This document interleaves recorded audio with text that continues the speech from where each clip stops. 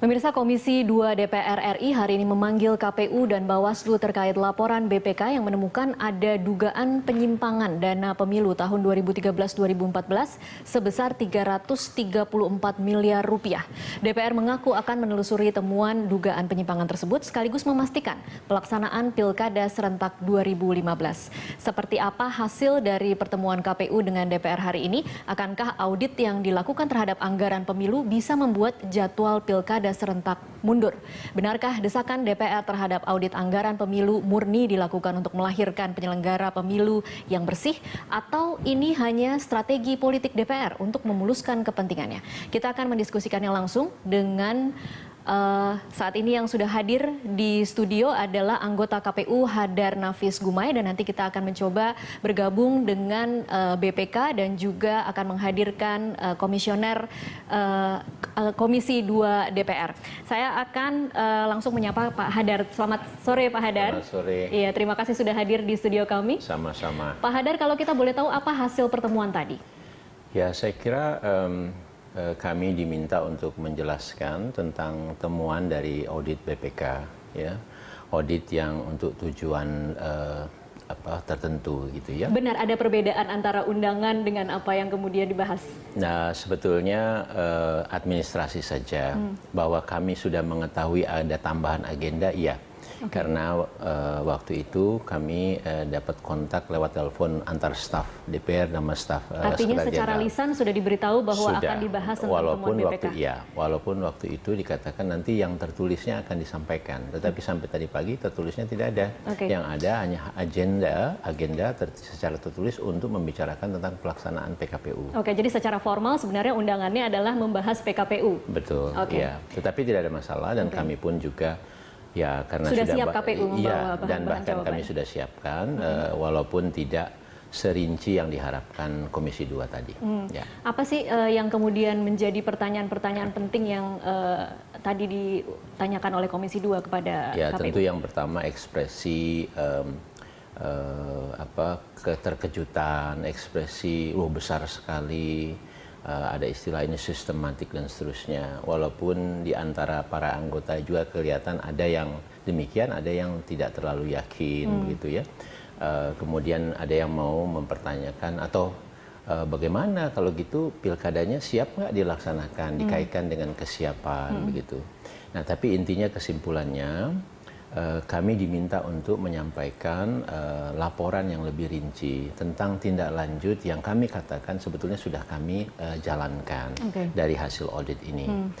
Kemudian yang kedua, ya, mereka ingin memastikan bahwa kami sesuai dengan kewenangan dan tingkatannya akan bertanggung jawab tentang apa yang terjadi. Tentu kami menyambut positif saja, karena memang tidak perlu ditulis pun kami ya harus bertanggung jawab tentang apa yang kami kerjakan dari setiap wewenang yang kami miliki, dari setiap tingkatan struktur KPU. Apa sih yang sudah ditindaklanjuti KPU hingga saat ini setelah menerima audit BPK yang kemudian menyatakan ada penyalahgunaan atau kemudian ada yang pemahalan seperti itu, Pak? Ya, jadi sebetulnya kami sudah mendapatkan hasil audit ini di awal tahun, ya. Awal tahun itu bulan Januari? Bulan Januari, ya. Saya tidak ingat lagi persis tepatnya tanggal berapa. Dan ini proses yang sudah kami kerjakan tindak lanjutnya. Jadi BPK ini di samping menemukan audit kategori A, B, C, tetapi juga memberikan rekomendasi dari besaran yang harus dikejar, kemudian caranya seperti apa. Misalnya mulai dari ya harus dikeluarkan surat peringatan, surat teguran, dan sampai mengejar tanda bukti yang masih kurang, belum jelas. Dan ya kalau memang dinyatakan itu harus dikembalikan, memang ya dikembalikan. Jadi upaya itu sudah kami lakukan. Ada keluhan anggota DPR tidak jelas nih 75% atau 80% sudah sampai mana sih sebenarnya tindak lanjutnya? Ya, betul, karena kami memang belum bicara detail. Jadi yang kami sampaikan tadi baru hanya beberapa lembar saja. Karena ya satu, kami mendapat permintaan ini juga terlalu mepet. Jadi kami berpikir ya cukuplah dijawab dengan yang umum saja dulu, bahwa betul ada permasalahan, ada temuan dari audit, Tetapi juga kami ingin sampaikan bahwa sebetulnya bukan kami diamkan, bukan kami tidak melakukan apa-apa. Jadi kami sejak mengetahui ini, itu kami sudah melakukan upaya untuk pengembalian, mengejar bukti-bukti, apalah yang menjadi kekurangan ini, begitu kan? Minta pertanggungjawaban di mana itu, di daerah mana itu, atau kami yang di tingkat pusat pun juga ada, juga kami lakukan. Nah, jadi secara kilat saja, misalnya, upaya kami dari sejumlah yang di tingkat pusat misalnya, itu sudah kami, ya kalau itu dari segi jumlah, itu bisa sudah senilai 84%. 84%. Ya, dari pertanggungjawaban itu, kemudian ada dana yang dikembalikan begitu, tapi sebagian besar adalah bukti-bukti lebih lanjut lah ya, yang dianggap ini belum ada, kurang dan sebagainya gitu.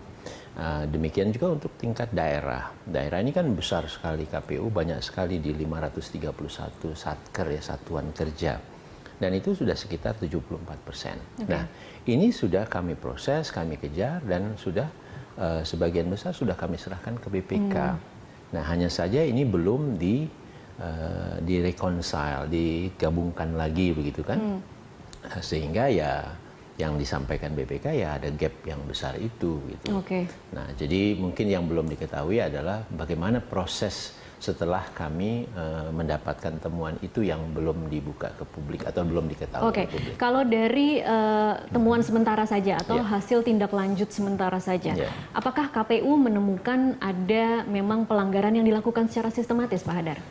Ya, kalau sistematis itu artinya ada satu komando, komando direncanakan, semua ikutan, ada bagian yang melakukan A, ada yang melakukan B. Saya kira tidak, ini sporadik dan kasus sekali ya. Misalnya saja ada satu daerah yang modelnya pertanggungjawab atau bukti-bukti bahwa uang untuk PPK PPS itu belum lengkap, belum ada, belum cukup. Padahal ini kan pemilu sudah lewat, seharusnya dana itu sudah dikeluarkan dan sudah dibayarkan. Nah, memang tidak mudah di daerah-daerah itu kita bisa semua melakukan secara standar gitu, bahwa kalau udah terima ada tanda buktinya, semua tanda tangan begitu. Ada daerah yang baik, ada daerah sebagian besar baik, tapi ada juga yang kasus-kasus sekian miliar itu, karena ini kan petugas kami kan begitu banyak gitu ya. Nah, jadi itu kami kumpulkan gitu. Nah, sudah itu udah terkumpul lagi. Walaupun ngumpulinnya nggak mudah loh. Karena petugas-petugas ini kan hanya sementara dulu. Iya, hanya bekerja pada waktu pemilu saja. Iya, dan juga hanya beberapa bulan. Misalnya KPPS itu hanya 2 bulan dia bekerja sekitar hari pemungutan suara. Yang lain juga tidak lama amat gitu kan. Nah, itu mengejar orang itu juga tidak mudah lagi gitu ya.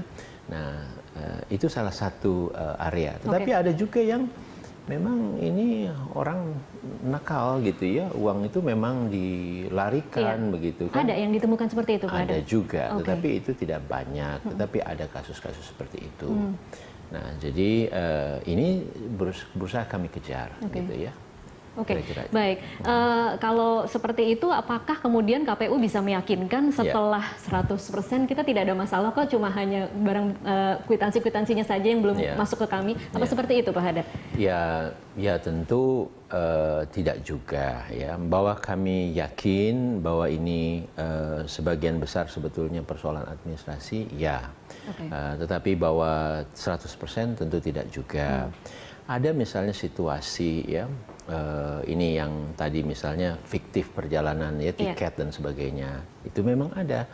Nah, setelah kami pelajari, kami ketahui di daerah tersebut itu memang mereka dulu terpaksa. Jadi ada situasi di mana di tahapan pilkada, khususnya kalau tidak salah di saat sengketa di MK itu, waktu itu kami butuh sekali mereka cepat berangkat, kurang dokumen ABC. Oh, itu ada di daerah, buka kotak suara, bawa ke sini.